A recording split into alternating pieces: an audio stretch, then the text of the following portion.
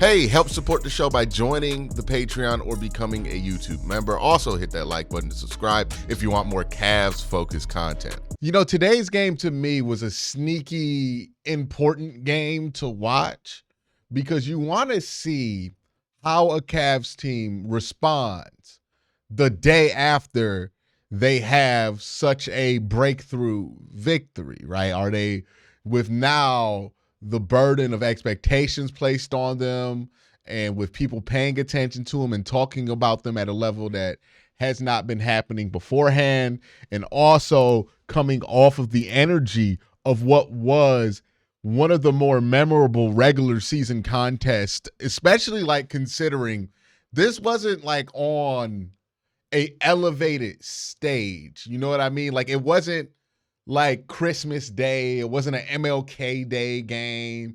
It wasn't like a special jersey, special court game. It was a regular big game in the regular season. And the records that both teams brought to the table and the basketball that both teams brought to the table kind of went center stage and really made the NBA pay attention to both of these teams. So it would be easy to kind of get caught up in that and play a horrible basketball game and lose a game versus a team like the Toronto Raptors, who, look, the Toronto Raptors are not good, right? They've been struggling with health pretty much all year.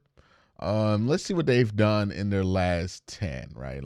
To see what kind of basketball they've been playing recently. Yeah, they've been playing 1-9 basketball recently, so they haven't been playing super well.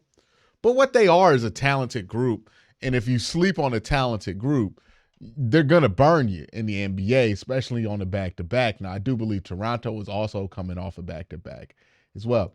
But I like how the main players on the Cavs responded, because this is going to be something that happens during a playoff series where you're going to get a big emotional win. Maybe you take both games on the road in the first two of a series, or you split at home and then you get both of the games when you go to, like, there's multiple different scenarios that could pop up where you need to come back and play a really good game 5 or a really good game 3. And this was a nice showing from the Cavaliers that, one, when it comes down to these tight game moments, they have players who could pull through even when Donovan Mitchell is not playing, and Donovan Mitchell did not play in this game.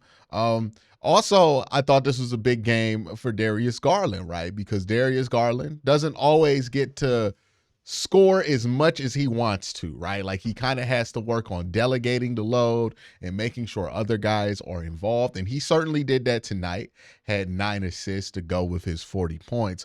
But what he did do at a very high level today was get buckets. And sometimes I think we take that element of Darius Garland's game for granted, that he is a top tier bucket getter. At the end of the day, like, he's also somebody who can get a bucket at a very high level, same as Donovan Mitchell. Well, Donovan Mitchell's a little bit better at that than him, but the playmaking stuff is there with Darius. I thought that was on display today. Look, the Cavs passing has always been special as far as this year is concerned. They've been doing a really good job at passing.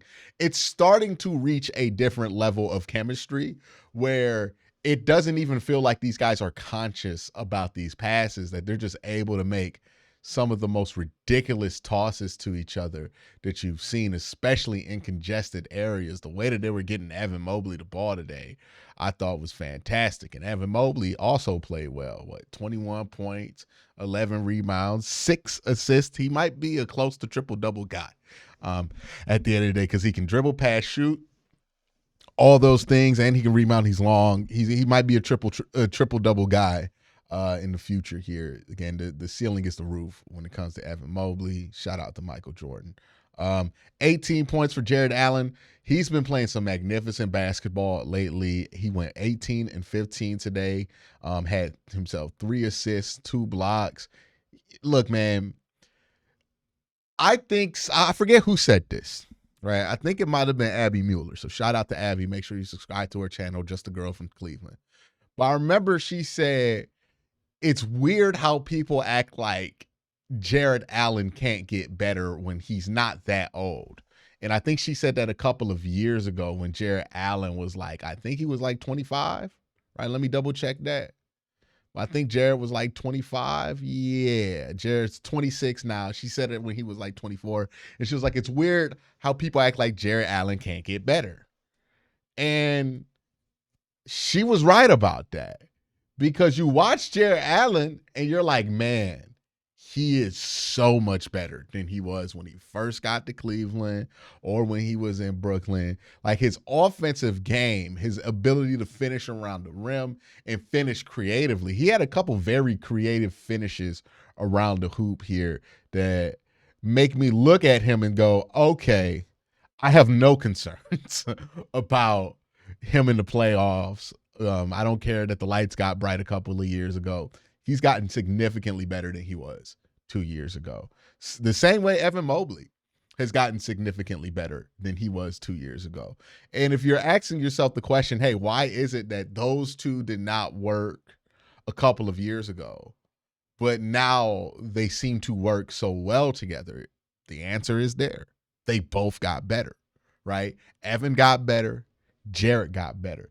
Jared's offensive game is a bit more consistent. No, he doesn't have a jumper, but his finishing game around the hoop is much, much cleaner, right? He has different little shots he can go to.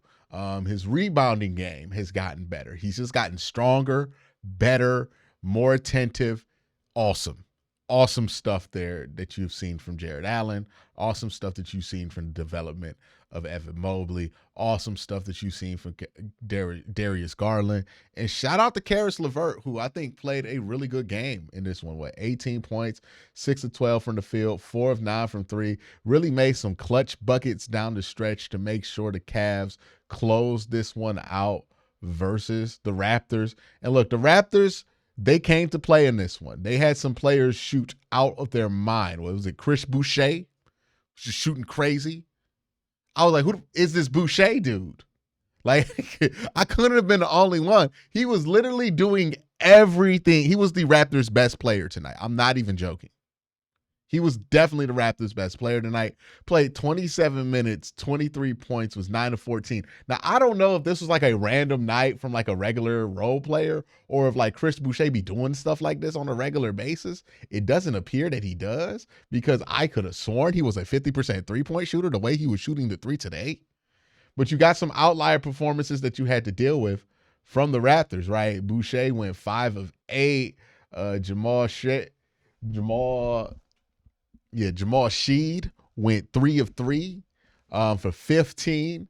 And, you know, defensively, I could tell that this team was a little fatigued because they were letting shit slide that I don't think they usually let slide defensively. A little bit lazy on closeouts, not really boxing guys out, letting teams get easy offensive rebounds, easy drives to the hoop for RJ Barrett in this game, right? Like a couple of really easy drives in this hoop. But all in all, if we're just talking about what the Cavs bring to the table, what this game shows you, it's a nice showing that after an emotional victory last night, they came back, took care of business at home, and beat the Raptors and advanced the record to, I believe, now 34-4. Now, there is something that is not strictly related to this game that I would like to talk about. And I just want to ask this question out of pure curiosity.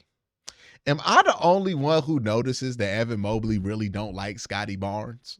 Like, I be watching him, like Evan early in this game just like pulled a three right in front of Scotty Barnes' face and smacked it and just held his hand over Scotty Barnes' head the whole time.